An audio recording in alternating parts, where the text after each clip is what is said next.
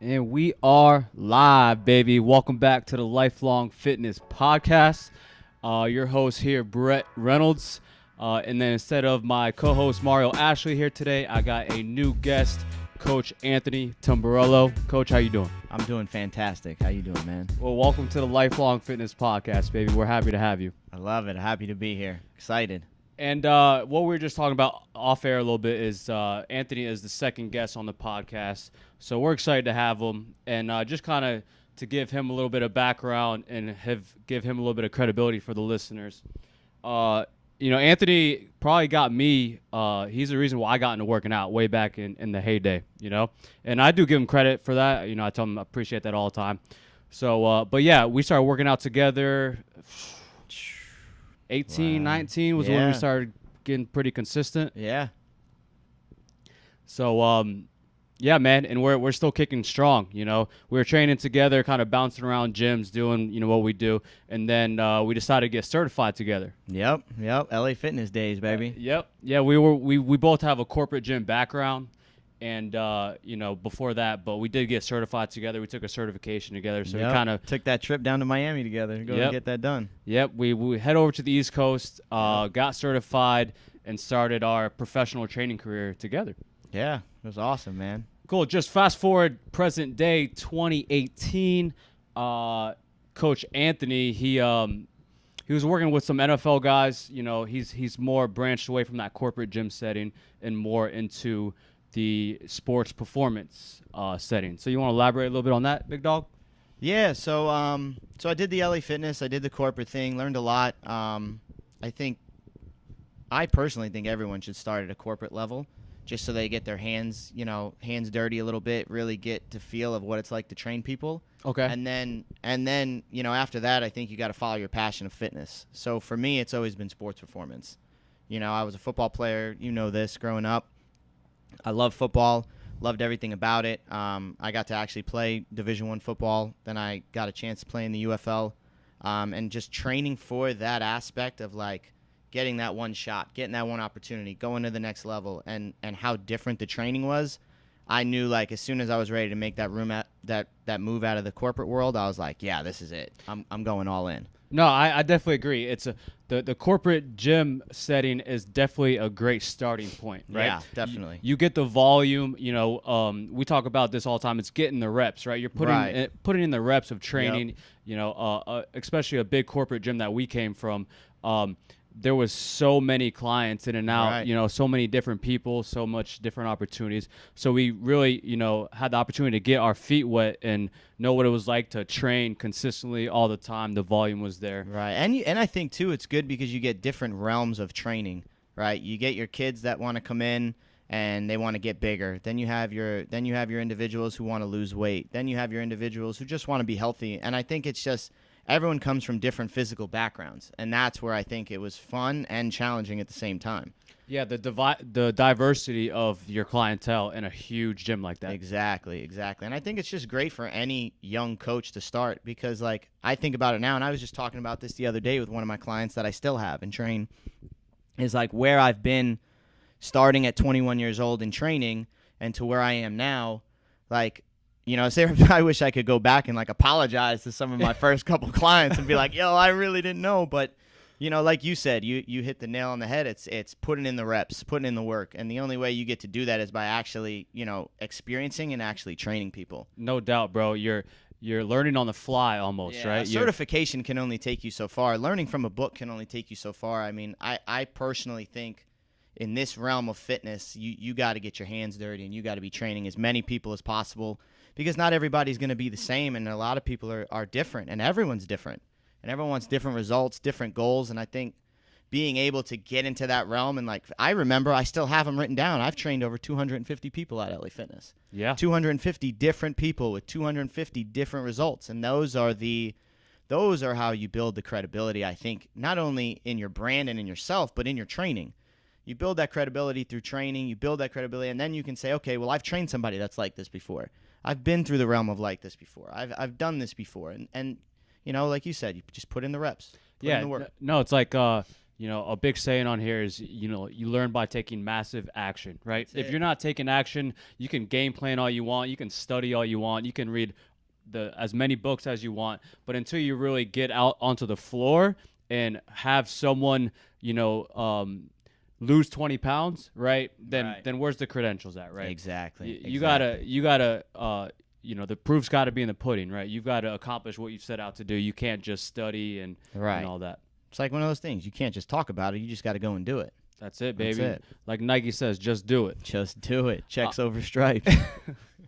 All right. So, yeah, man. Fast forward to where we're at now. We both, once we branched away from the corporate gym setting, I think it's safe to say we both had a style of training as more bodybuilding, so to speak. Right. Is that agree. pretty accurate? Yeah, definitely. And fast forward to now, where we're both more on functional training. Yeah, 100%. Right, functional training. I kind of branched away into the CrossFit realm, and you branched away into the sports performance realm, which are pretty damn close. Really similar. Plenty of similarities, and then obviously differences too. Right. But what kind of made you start seeing the light on transitioning from functional training compared to just your, traditional bodybuilding, what we did kind of in high school, growing up, stuff like that? Yeah, and I think a lot of it, I had a mentor, Derek Touchette, who trained me when I was getting ready to play. And it's just going back Shout out to Derek. Yeah, shout out to my man right there. But when I was training with him, it was very, very different from when you and I were training. And I remembered that. And when I was in the LA fitness realm, I was in the bodybuilding realm, I was still a strength and conditioning coach for Estero High School. I was still coaching football. But then, my athletes that were there were like, hey, I want to get faster. I want to get stronger. I want to do all that stuff. And that's where it's like, okay, much different approach comes at that point. And then it's like, okay, well, what's my next step? And then, I remembered actually doing it, but then I'm like, okay, well, how can I better not only myself in training, but how can I better my athletes that want to get faster, that want to get stronger and do all that stuff? So, I went and found a mentor, and I went back to Derek, and I was like, hey, look, like, I want to get out of the bodybuilding realm that I'm in now, and I want to get back into the sports performance of training athletes to, again, be the best at their sport.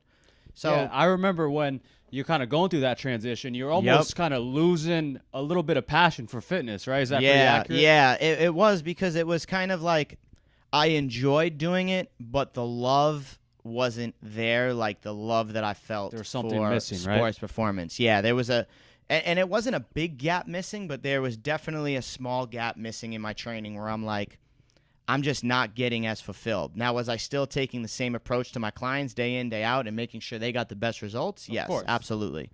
But internally, personally, when I would go home at night, I'd be like, I'm not as fulfilled as I thought I would be. What am I missing? And it's just, you look at reflection and you go, okay, well, when did you have the most fun training? Because I think, personally, and I think you can speak on this too, like if you have fun while you're doing something, you're going to remember it. It's going to stick with you. And then it's like, okay, when I was training with Derek, I had the most fun training. Like, I had the most fun, figuring out the body and seeing the body mechanics and how everything works. And I was like, I need to get back into that again. Yeah, no. What I really think it was is before we knew what the weight room was, we were both athletes, right? Right, exactly. We grew up playing team sports, right? Baseball, football. I know you played soccer when you were younger. That's the first thing we knew was sports, right? Right. So after, varsity sports for me and after, Iona and then the semi-pro thing for you, we really didn't have that sense of being an athlete much anymore, right? Exactly. And the reason why I started working out was to be better at my sport. I don't think I would have just randomly said, hey, I want to go work out for no reason at that point in time. My coaches were like, hey, you got to get better. The only way you're going to get better is by doing that. Like, you got to work out. You got to grind. You got to hustle. Like, okay, so that's what I did. And then I ended up loving fitness, and I ended up loving the realms of it. And I was like, yeah, this is what I want to do for the rest of my life. Yeah, I think it's safe to say you can't take an athlete out of anyone, no matter where you're at in your life, no matter what stage you are in your life. No way. And that's kind of why I dedicate, my big interest in CrossFit now is because Dude, I literally, gear up to competition. It's like I'm running out to Friday Night Lights on a football field, exactly. right? And I know you can relate to that because, Yeah. back in our day, man, we used to run out that tunnel together, big dog. Yes, sir. And 5 and 6 coming out of the tunnel. Yes, sir. Yes, sir. And just something like, that feeling of fulfillment of like, I'm athletic as hell. I can run, I can lift, I can, and then you got the time domain, the sport of fitness and, like, then it's just that competitiveness, man. And that's it. And I think that's where CrossFit and sports performance are very similar. I mean, it is competitive, man. It like, is. You're trying to break PRs. And then you go against other people. Yeah, you don't want to get shown up by the person next to you. No, exactly. That's not in our blood, dog. That doesn't happen. That is not in our blood. Nope, that does not happen. You cannot get outshone by anybody. No, and that transfers like so much into your goals, right? Whether it's competition between somebody else or yourself, Right. That little extra competition, it elevates your game 100%. Agree. 150%. Agree 100%. Cool, man. So I think that's a good background on what you're doing now in that sports performance world. So I think a recent endeavor you were pursuing was up in Tampa, where you probably got the most exposure to the most potential pro guys ever. Is that accurate? Yeah, man. I mean, we went up when I got up there in January of this year in 2018. We had 51 combine guys come through, all guys preparing to get ready to go into the NFL. And I mean, when I got up there, I was thrown into the mix. There was no prep game. There was learning on the fly, right? Learning on the fly. Like, I moved up there December 29th or 30th, right before New Year's, and January 2nd, I was rolling. Like, had 2 days to program with the other coaches that were there, and we were rolling with 51 guys. And that was a great experience. Yeah, I know. I know a lot of these guys end up getting drafted. You're kind of shouting them out on social media. Then, you and I will be watching, football on Sunday, and some guy will make a sack, and you're like, that's my guy right there. Yeah, man. It was awesome. So a decent amount kind of. We had 2 go in the second round. We had 2 go in the second round that are playing. How many drafted overall? Can you put a number to that? Or not sure? I think we had 18 drafted. And I think we had another 20 or 30 guys get signed that are playing for teams right now.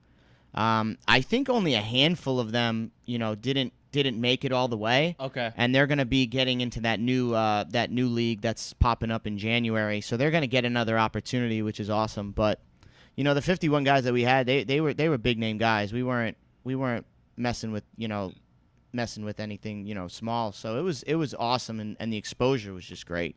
Yeah, no doubt, man. So I just got a couple questions, on what it's like to train these, potential pro athletes, now pro athletes. What are some takeaways, like, on their mindset, So kind of to paint the picture for the listeners, it's leading up to the combine, man. You're maybe a month out, right?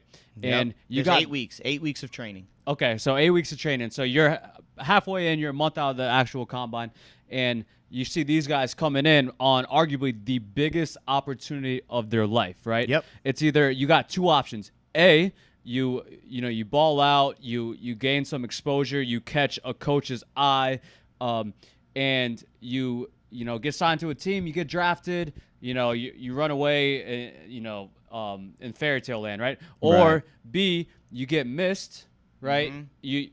You have a bad day that arguably could cost you your future. Right. Yep. And then you got to start maybe thinking about staying locally, working at a retail store, right? Right. What are some, mindset takeaways that you saw with these guys leading up to when you were training them? Yeah, so I think the good thing that we did up there is we took all 51 guys, and we just had, right before we even got into training, we put them all in a room, and it was just the coaches and the players. Everybody else, family and stuff comes down and they visit. Everyone had to leave, and basically, you got to just mentally start to prepare them. This is the biggest interview of their life. It's basically an interview. Mm-hmm. It's just physical. So they're gonna go out. They're gonna run. They're gonna run the 40. They're gonna run the vert. They're gonna do all these things. They're gonna show how athletic they are. They already have the tape. They've already played college football. They've already gotten the invite to the combine, or some of them had to go through their pro days. And, I think the mental thing is all business. And that's what I think we saw out of every single guy that came through the door. Like, there were times where, yes, you got to pull back a little bit and you got to mentally give them a little bit of a break. But I think from once they were on, the foot was on the pedal and it was go time. Like, there's no room for error. There just isn't. Yeah, so from the day they step in to the day they step out, it's this is business. Yeah, I mean, this is their life. This is how they're going to get paid. This is how they're going to support. Some of them are extremely young. Like, we had guys that were 21, 22 years old. Then you have guys that are in their 23, 24, and in football realm, that's old. That's getting older. That's getting up there. So these guys, trying to take a 21-year-old and say, hey, look, for the next 8 weeks of your life, we don't want you going out and partying. We don't want you going out and doing anything. Like, you need to eat, sleep, drink, breathe, football training. And, it's mentally taxing on some guys. Some guys can handle it and some guys can't, You kind of see a drop off on ones that kind of lack mental toughness on the back end of of the training. Yeah, because those are the guys that are feeling sore that day and they'll jump into the PT. Or they'll be the first ones to come up to you and complain that they their hamstrings a little tight. And my thing is this is going in, like, they're coming off a brutal season. They've just gone from July, August, all the way up until November. Some of them are into December. Some of them are playing in their bowl games. And then January 2nd, it's, hey, let's roll. Yeah. And they're about to do a training that you don't train like this for a football player.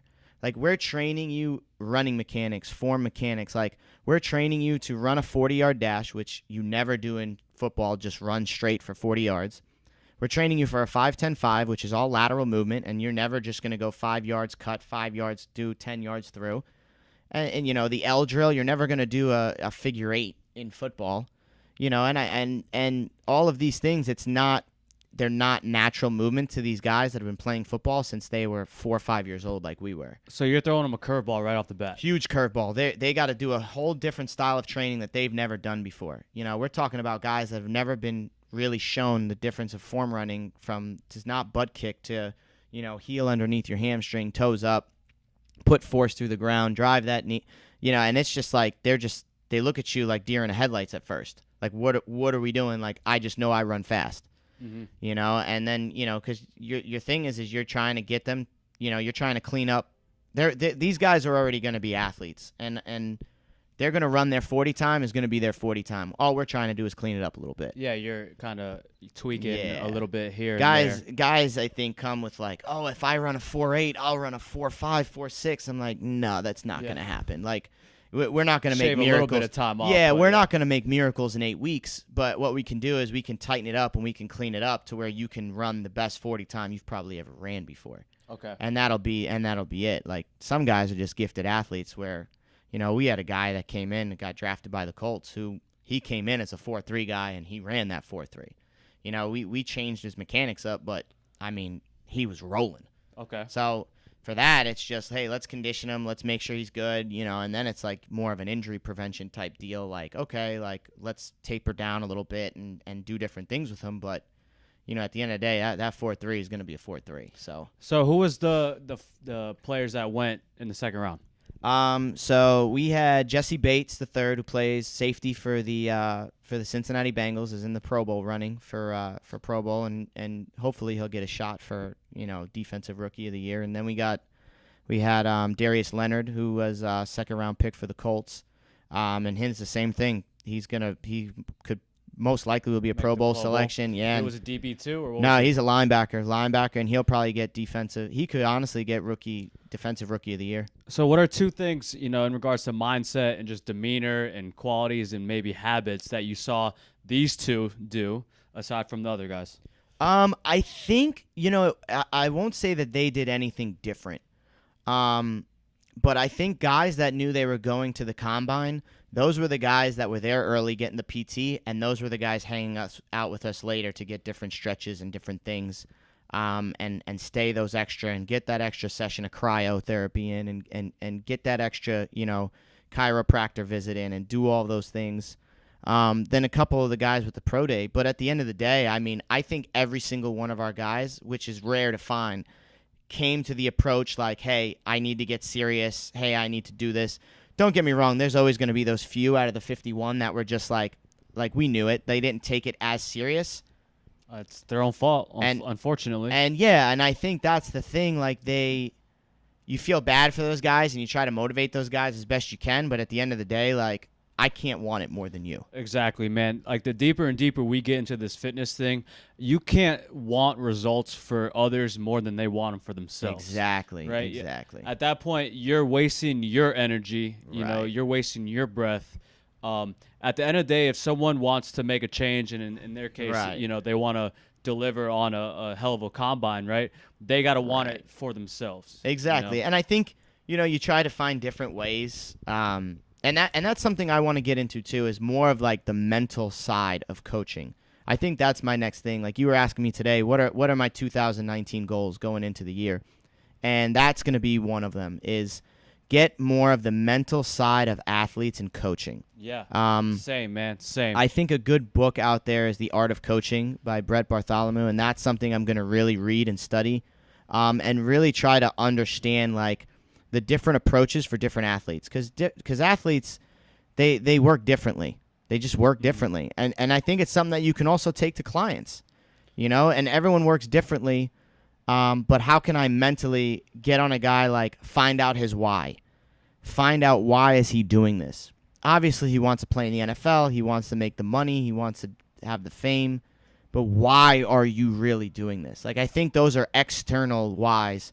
I want to know what's your internal whys. So when I know to talk to a guy that may not have it all the way there yet, how can I push a button that's going to be like, oh, damn. Okay, you're right. I'm doing this for this, and this. Yeah, basically, it's the ability to connect with who you're working with. Yes, right? I agree. If you are brushing up on, you know, the term for it is sports psychology. Yep, right? exactly. Sports psychology. So if we're working on that, we're trying to get better at that, we're trying to master that, we can communicate with the athletes we work with, right? Right, and if we understand their mindset, right, we can kind of issue a cue. Maybe it's trying to change up a movement a little bit. We know a cue that's going to work for them that might not work for somebody else, but we're still on that same level of I know how they react. I know where their mindset is at. I know what they're doing. Right. And, you know, that's why, you know, the beautiful thing, which I'm getting bigger and bigger on, is how much this whole physical fitness side correlates hand in hand with the mental side. Right? Oh, yeah, and I think that's with anything. And you know what's crazy, too, is what I feel, and this is just a personal opinion, but a lot of trainers do not do that. They think just physical. How can I get the hardest workout they can, be in their face? How can I beat them up and send them on their way, right? Yeah, and then just yell at them. It's just like, oh, you got to get 2 more. You want to lose that weight, you got to get 2 more. Whereas, zero connection. Right, where it's like really understand, okay, well, why does this person really want to lose weight? What is their why? Why, like, what made them take from whatever they were doing to say, hey, I need a gym membership, to say, hey, I need to have this goal that I'm setting in place. And yes, everyone's going to say, well, I just want to lose weight. I want to be healthy. Give you the generic terms, right? And I think we've heard them 100 times. I want to lose weight, get fit, get healthy, this, that, and the other. New year, new me, all these things coming up. But then it's like, what? Why? Why? Are you self-conscious when you look at yourself in the mirror?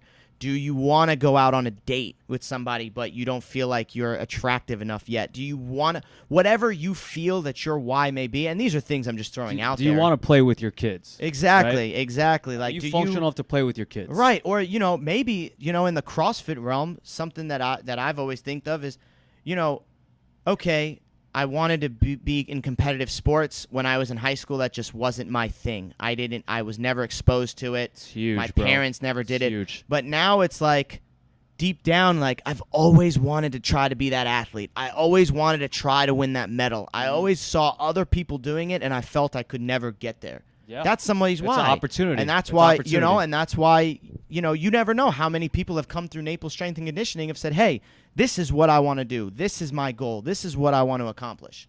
And I think the only way you can do that is by personally getting to know people and building that connection, like you said.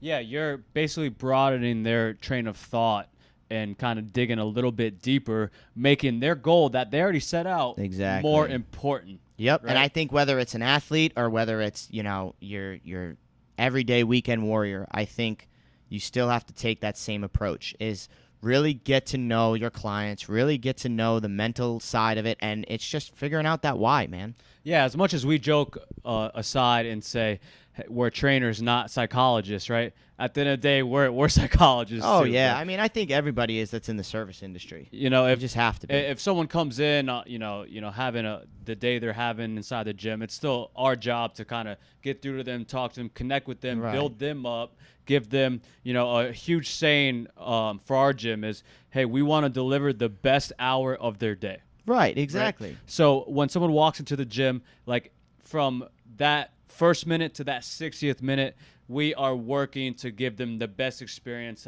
give them the best time to deliver results, right? And at the end of the day, it's deliver the best hour of their 24. Right, exactly. And that's the thing. And it's human connection, man.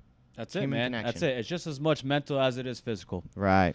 Cool, man. Well, I appreciate you coming on, big dog. I appreciate it, man. Thank you right. for having me. Yeah, I appreciate it. This is actually my first podcast. so- Baby. Coach Yep. Tumbarello getting his feet wet. Yes, sir. You did great, my man. Appreciate that. Keep cranking on your side over at Taps. Yeah, man. You guys keep cranking over at Naples Strength. Yeah, no doubt. And then we'll have to do this again. Yes, sir. Peace. Later.